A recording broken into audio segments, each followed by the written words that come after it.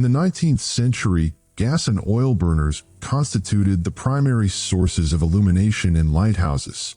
Yet consider the sheer magnitude of certain lenses and the intricacy of their designs. Does that truly appear to you to be a lighthouse operating merely on gas and oil?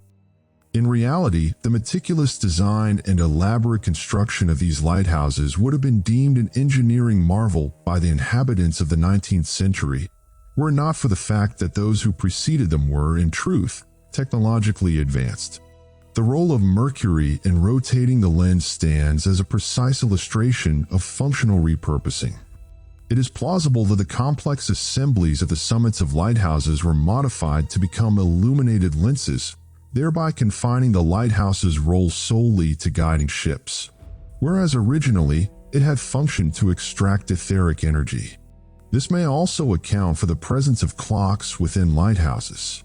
Perhaps the numerous clocks we observe upon ancient edifices and towers were, in fact, gauges employed to measure the pressure of energy-bearing waters before being reassigned to a different function.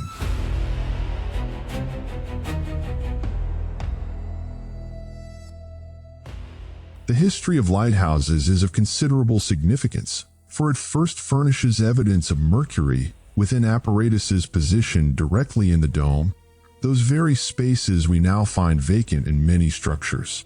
Secondly, the presence of mercury there was intended to facilitate the rotation and movement of the lenses. This is profoundly intriguing, for if one reflects upon what transpires when magnetism and electricity are applied to mercury, one finds that it begins to rotate, forming a vortex that turns either clockwise or counterclockwise according to the direction of the electric current. A vortex, as is well understood, constitutes the essential expression of the toroidal field, and it manifests in three principal forms: electrical, magnetic, and electromagnetic vortices. Beyond the electromagnetic properties of mercury and its capacity to generate a vortex when subjected to current, this silvery liquid also possesses another significant yet unacknowledged application: its ability to transmit and receive electromagnetic waves uniformly in all directions.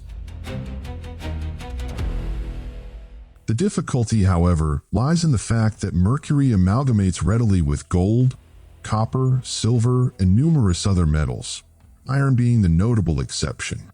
Therefore, those spheres could not have contained mercury, for it would have absorbed and combined with gold, silver, or copper, and no such evidence is discernible in these structures. Yet if all these edifices once housed a form of engine or apparatus resembling the Fresnel lenses found in lighthouses, and if mercury within them continuously generated a vortex, then we would be confronted with a system enabling antennas to extract etheric energy and broadcast powerful electromagnetic signals. As Fulcanelli revealed in his interpretation of the legend of Saint Christopher, it was mercury that enabled gold to attain the fullness of its latent potential. It is therefore highly probable that the missing cylinders, vessels, and containers removed from those buildings, often situated within octagonal structures, contain mercury. But it was not the mercury with which we are familiar.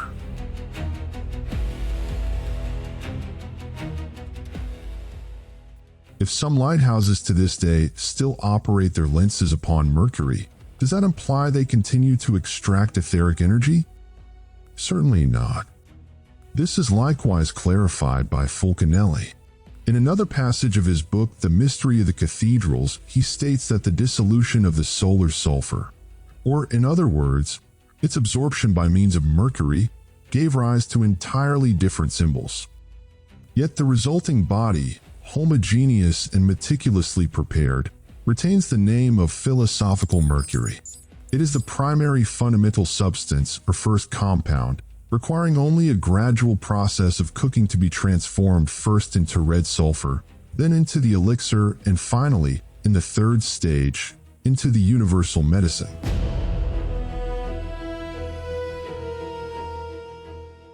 Once again, in language that reads like an enigma, Fulcanelli explains that the transformation of pure mercury into a red sulfuric state constitutes the initial step in the process.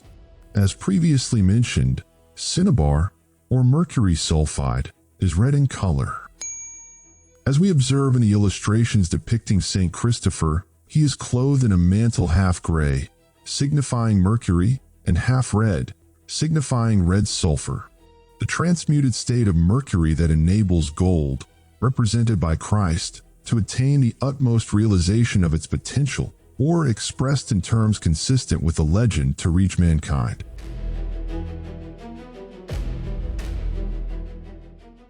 What Fulcanelli is truly conveying is that in order for this pure electromagnetic energy to be distributed through golden spheres or antennas, a particular kind of mercury was required, one that was housed within vessels and engines.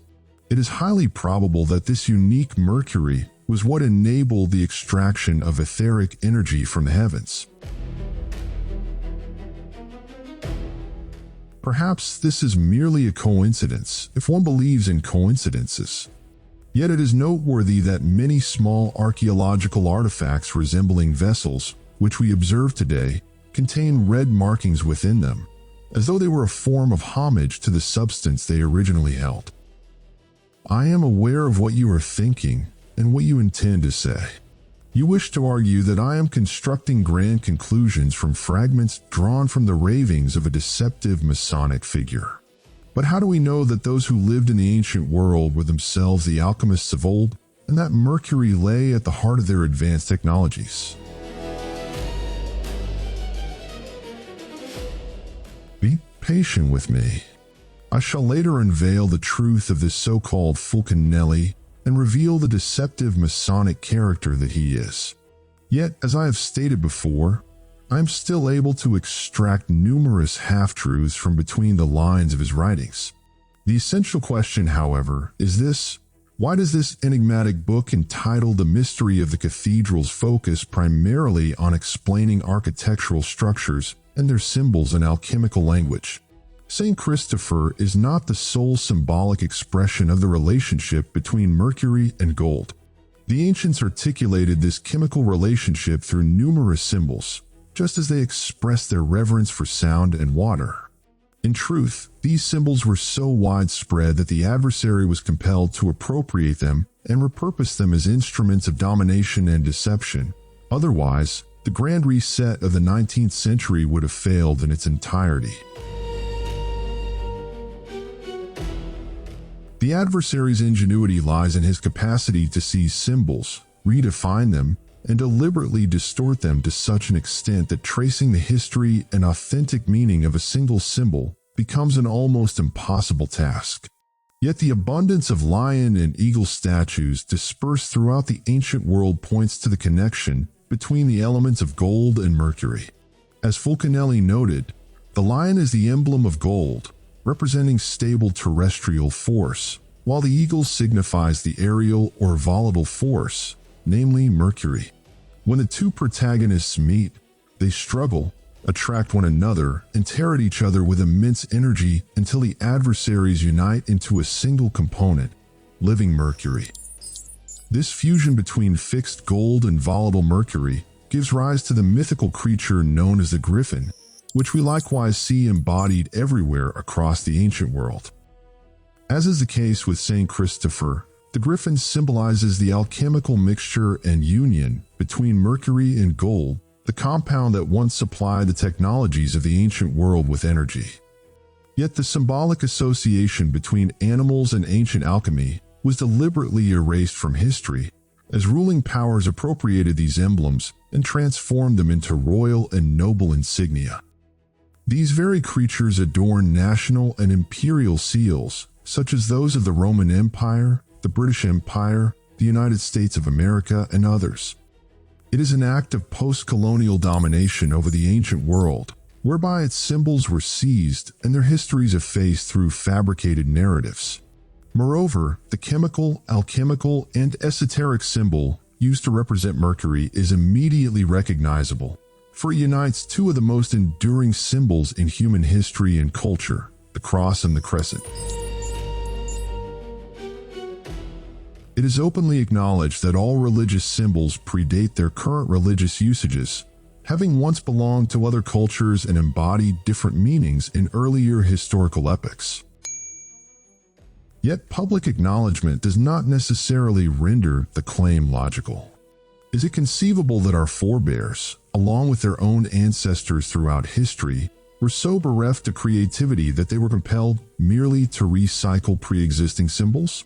Or is the truth once again being concealed?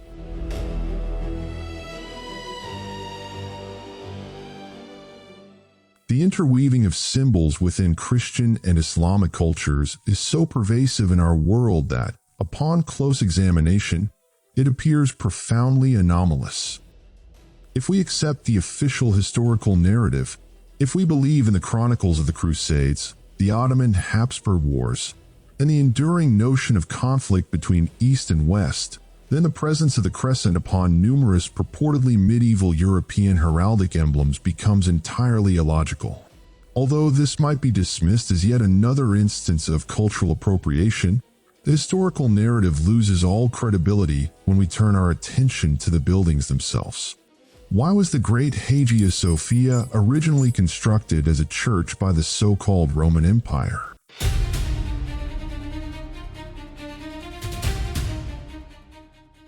It is said to have remained a church for nearly 1,000 years, after which its 4 minarets were added following the Ottoman Empire's control of the region. Yet examine its original design.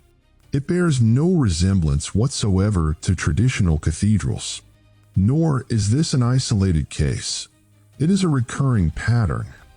The Cathedral of Córdoba in Spain was originally erected as a mosque in the 8th century, then converted into a cathedral in the 13th century. Here, the overt fusion of Eastern and Western architectural styles becomes unmistakable. Of particular interest are the red and white striped arches, an identifying feature of the so-called energy stations found in numerous edifices that defy coherent explanation within the official narrative. Even apart from the unconvincing accounts of buildings passing from one culture to another, we observe the coexistence of both styles in many structures unconnected to such stories. Consider St. Mark's Cathedral and the Doge's Palace in Venice, both of which display a distinctly Eastern character. Likewise, the Royal Pavilion in Brighton, England. According to the official historical account, these structures would have been impossible for either East or West to construct without advanced technology which that same narrative insists they did not possess.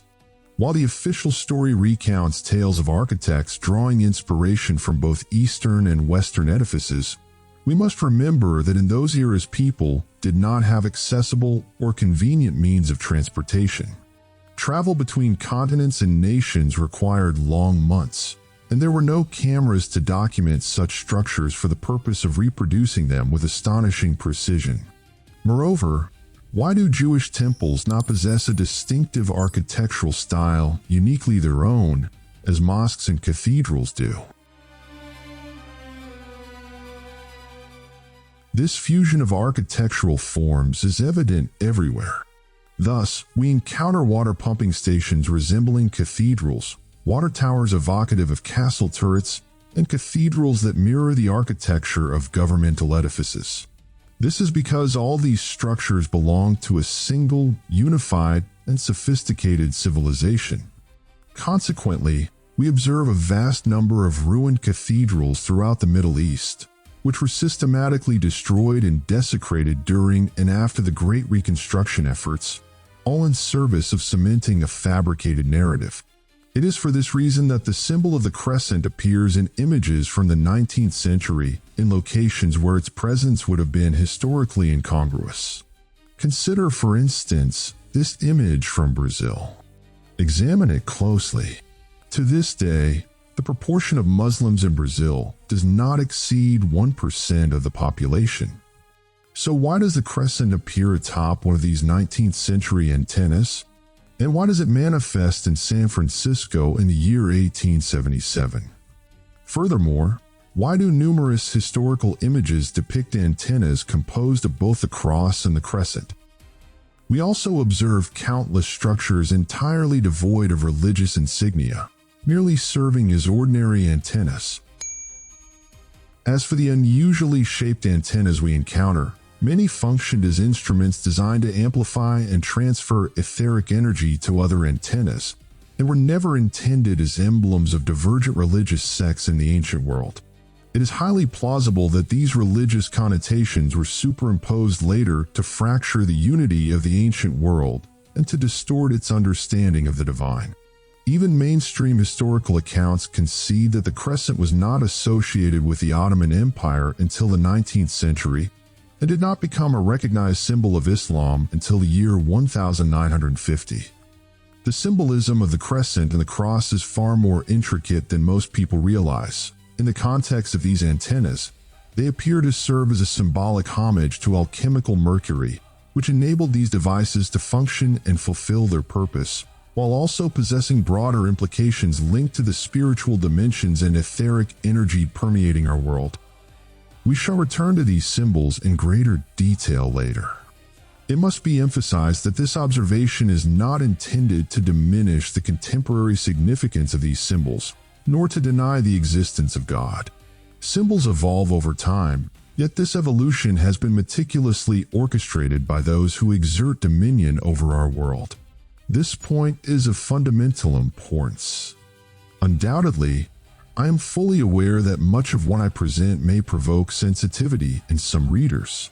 Nevertheless, it is essential to understand that institutionalized religion, in its current manifestation, was crafted by those in power as a tool for control.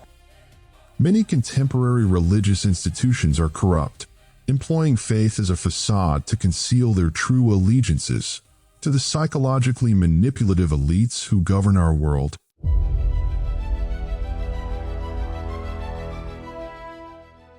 Religion has historically functioned as a critical instrument of deception, justifying the construction and perpetuation of the ancient world structures. Here, again, the focus is not on genuine faith in God or on the practice of prayer, but on institutionalized religion, the very system against which Christ warned humanity, urging them to perceive the deception and manipulation behind the facade, as illustrated in his admonition. When you pray, do not be like the hypocrites, for they love to stand and pray in synagogues and on street corners, to be seen by men. Sacred texts are far more precise than most realize. They serve simultaneously as historical records, guides for life, and prophetic scriptures. A corpus of such texts exists, immensely significant, which adversaries in recent times have sought diligently to obscure. You will come to appreciate their utmost importance in due course. Patience is required, for the most crucial revelations have yet to emerge.